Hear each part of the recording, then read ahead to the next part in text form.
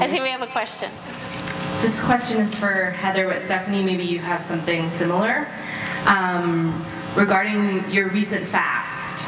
And Heather. That's a very religious term to use, my fast.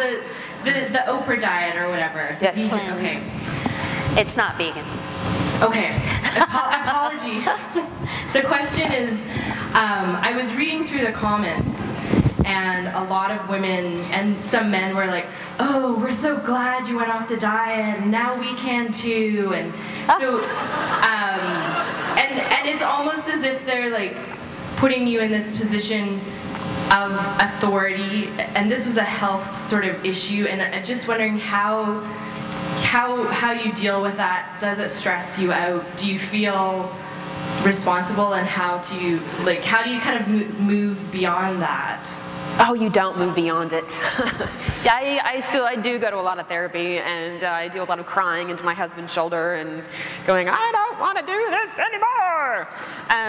That particular episode of Deuce.com, you know, I really didn't think that I was going to get the response that I did when I was just like, hey everybody, I don't want to eat meat for 21 days, awesome!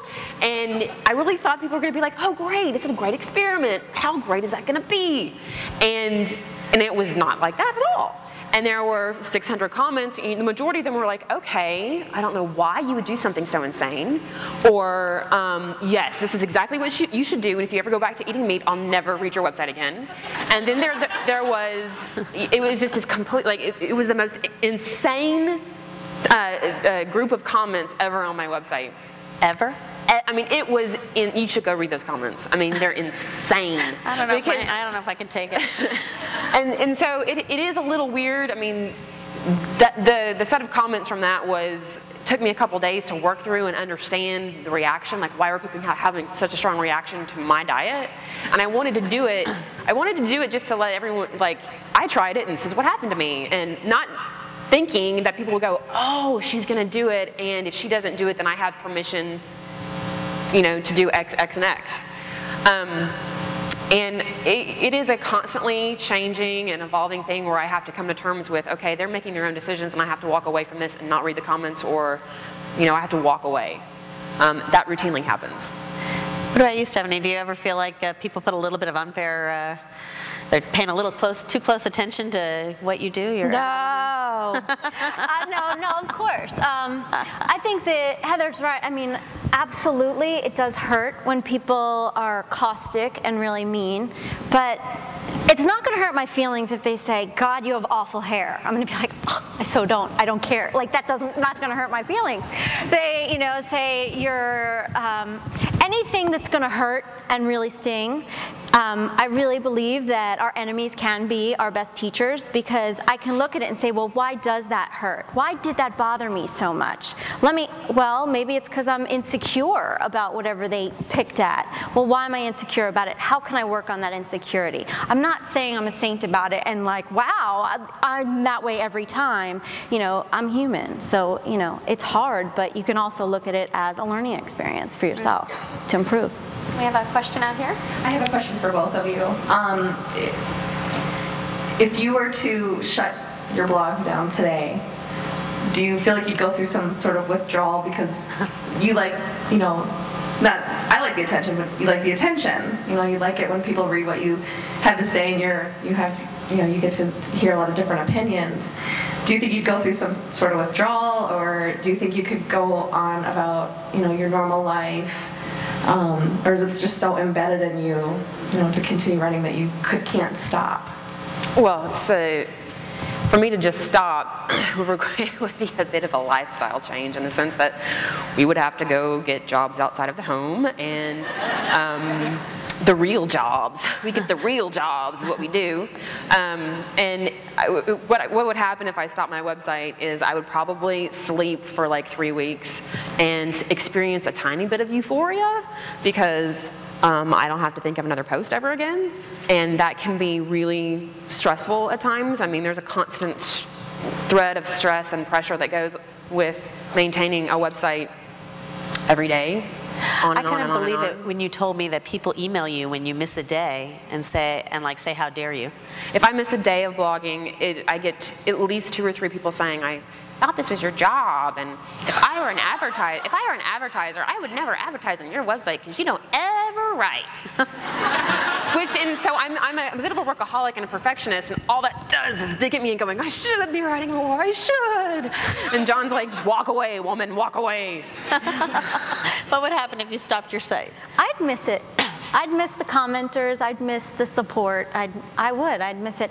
I mean, what's great is, I'm not just writing a blog. I'm writing books, I've written 2 memoirs, I'm working on another book, and I write for TV, so I have other writing outlets, but it's not the same feedback as just hearing people chime in, or, just getting support for things that you can't talk about. You want to get it out there. You've had a fight with your husband, and you're like, I don't care if it's wrong for me to blog about this, I need to. And just being able to do it to people who don't necessarily know you personally.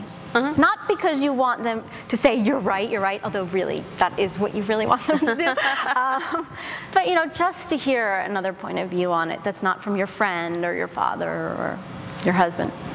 So Amy, have a questioner out there? Yes. I'm Jenny, the blogass. I had my keynote. I was in the blonde wig. That was me. I'm the one with the anxiety attack and riot guns.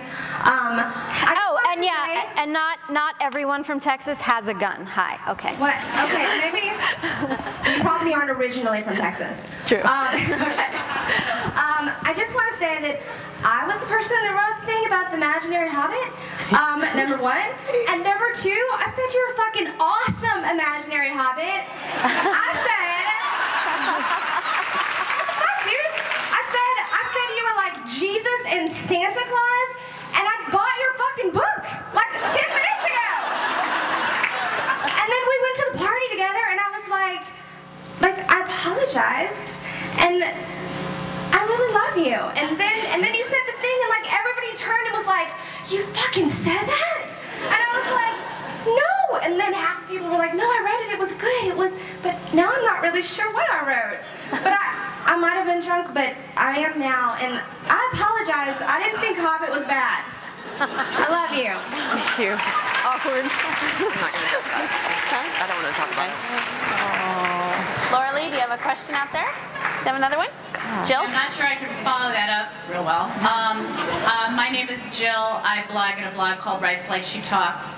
And the question I have has to do with a feeling, I think, after you've been blogging for a while, regardless of the size of traffic that you may get, I think a lot of bloggers feel this feed the blog syndrome and start questioning whether you're doing the blog for yourself or are you doing it for the readers.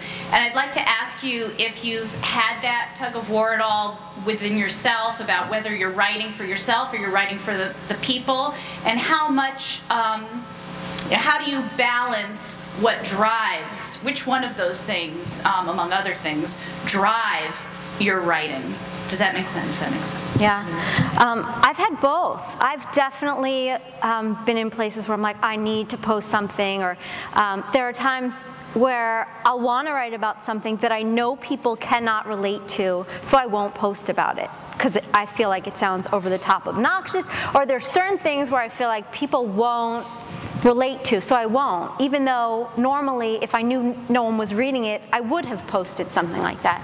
There are other times where I know I just need to do it and it really is just for me. So I have struck that balance. I think at the beginning it was more about just for me and wanting to get it out there.